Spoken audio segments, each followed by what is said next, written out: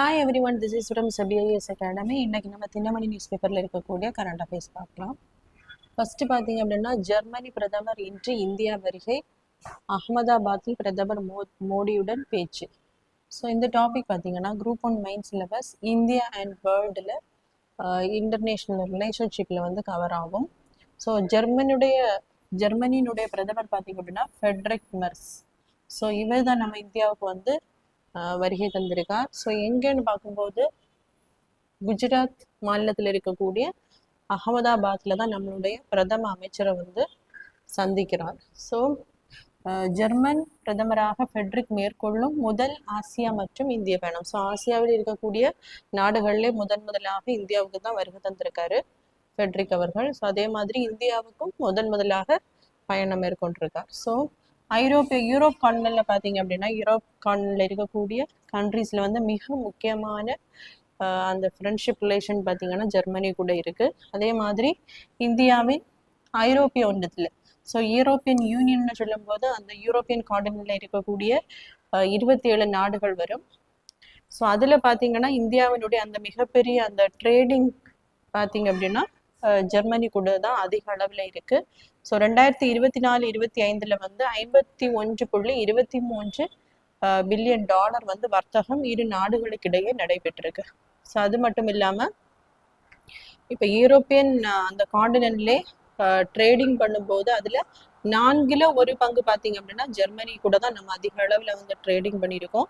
அதே மாதிரி foreign direct investment, so நிறைய நாடுகள் பார்த்தீங்கன்னா இந்தியாவில் வந்து டைரக்டா இன்வெஸ்ட்மெண்ட் பண்ணுவாங்க. அதுல பார்த்தீங்க அப்படின்னா ஜெர்மனி யூரோப்பியன் யூனியன்ல பார்த்தீங்க அப்படின்னா 9வது நாடாக இருக்கு.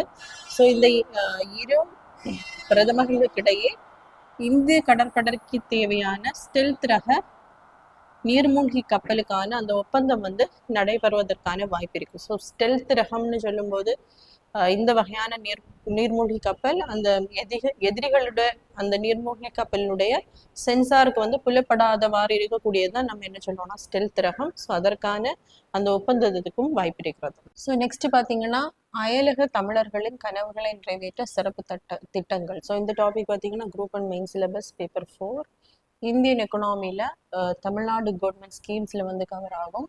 ஸோ அயலக தமிழர் தினம், ஸோ இது என்றைக்கு கொண்டாடப்படுகிறதுனா ஜனவரி 12ஆம் தேதி தான் அயலக தமிழர் தினம். அதாவது தமிழராக இருந்து இப்ப பாத்தீங்க அப்படின்னா வெளிநாடுகளில் வாழக்கூடிய அந்த தமிழர்களுக்காக கொண்டாடப்படக்கூடிய தினம் தான் அயலக தமிழர் தினம். ஸோ இந்த தினம் பாத்தீங்க அப்படின்னா சென்னையில் இருக்கக்கூடிய நந்தம்பாக்கத்துல வர்த்தக மையத்துல வந்து நடைபெற்றிருக்கு. ஸோ இந்த வருடத்தினுடைய இந்த அயலக தமிழர் தினத்தினுடைய தீம் என்னன்னு பாத்தீங்கன்னா தமிழால் இணைவோம் தரணியில் உயர்வோம் அப்படிங்கிறது தான் இந்த வருடத்தினுடைய அந்த தீம்.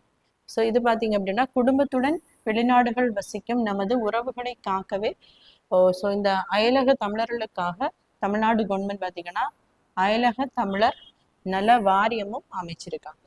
ஸோ அடுத்ததாக பார்த்தீங்கன்னா திருப்பூர் குமரன் புகழ் நாடெங்கும் பரவட்டும். ஸோ இந்த டாபிக் பார்த்தீங்க அப்படின்னா group 1 main syllabus paper 2 freedom struggle லீடர்ஸ்ல வந்து கவர் ஆகும்.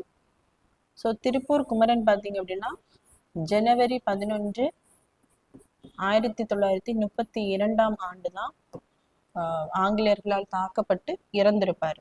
ஸோ 1930ஆம் ஆண்டு பார்த்தீங்க அப்படின்னா காந்தி அவர்கள் அந்த சட்டமரப்பு இயக்கத்தை வந்து தொடங்கி இருப்பாங்க. அதை தொடர்ந்து நிறைய போராட்ட வீரர்கள் பார்த்தீங்க அப்படின்னா ஆங்கிலேயருக்கு எதிராக நிறைய முன்னெடுப்புகளை வந்து எடுத்திருப்பாங்க. ஸோ அதுல பார்த்தீங்க அப்படின்னா திருப்பூர்ல குமரன் வந்து கையில் அந்த நம்மளுடைய அந்த கொடியை ஏந்தியவாறு ஒரு ஊர்வலமாக சென்றிருப்பார். ஸோ இந்த டைம்ல பாத்தீங்கன்னா ஆங்கிலேய அந்த போலீஸ் பாத்தீங்க அப்படின்னா இவரை வந்து அடிச்சு அந்த கடைசி வரைக்கும் இறுதி மூச்சு வரைக்கும் என்ன பண்ணிருக்க மாட்டாருன்னா அவருடைய கையில இருக்கக்கூடிய கொடியை வந்து கீழே போட்டிருக்க மாட்டாரு. ஸோ அதனாலதான் இவர் வந்து கொடிகாத்த குமரன் அப்படின்னு அழைக்கப்படுகிறார். ஸோ இவருடைய நினைவு தினம் பாத்தீங்கன்னா ஜனவரி 11ஆம் தேதி வந்து அனுசரிக்கப்படுகிறது. அதை முன்னிட்டு நம்மளுடைய தமிழக முதலமைச்சர் ஸ்டாலின் அவர்கள் திருப்பூர் குமரன் புகழ் நாடெங்கும் பரவட்டம் அப்படின்னு செய்தியை வந்து குறிப்பிட்டிருக்காரு. ஸோ அடுத்ததா பாத்தீங்க அப்படின்னா இன்று விண்ணில் பாய்கிறது PSLV C-62 ராக்கெட். ஸோ இந்த டாபிக் பார்த்தீங்கன்னா group 1 main syllabus paper 3 science and டெக்னாலஜியில் வந்து கவர் ஆகும். ஸோ பாதுகாப்பு டிஃபென்ஸ் புவி கண்காணிப்புக்காக EOSN-1 அப்படிங்கிற சேட்டலைட் உள்பட 16 செயற்கைக்கோள்களை வந்து தாங்கிட்டு இந்த ராக்கெட் பார்த்தீங்க அப்படின்னா PSLV C62 அப்படி இந்த ராக்கெட் வந்து விண்ணில் ஏவப்படுகிறது. ஸோ இது பார்த்தீங்கன்னா நம்மளுடைய அந்த டிஃபென்ஸ் DRDO, ஸோ இவங்க தான் இந்த சேட்டலைட்டை வந்து உருவாக்கி இருக்காங்க. ஸோ இதனுடைய இன்னொரு பேர் பார்த்தீங்க அப்படின்னா இது எர்த் அப்சர்வேஷன் சேட்டலைட். இதனுடைய மற்றொரு பேர் பார்த்தீங்கன்னா அன்விஷா. ஸோ நம்மளுடைய அந்த மினிஸ்ட்ரி ஆஃப் டிஃபென்ஸில் இருக்கக்கூடிய DRDO அப்படிங்கிற அமைப்பு தான் இதை வந்து உருவாக்கி இருக்காங்க. ஸோ இது எங்கேருந்து ஏவப்படுகிறது அப்படின்னு பார்க்கும்போது ஆந்திர பிரதேச மாநிலத்தில் இருக்கக்கூடிய ஸ்ரீஹரிகோட்டாவில் உள்ள சதீஷ் தவான் விண்வெளி மையத்திலிருந்து ஏவப்படுகிறது. ஸோ இதில் பார்த்தீங்க அப்படின்னா EOSN-1 தவிர 15 சிறிய செயற்கைக்கோள்கள் வந்து இதனுடன் சேர்த்து அனுப்பப்படுகிறது.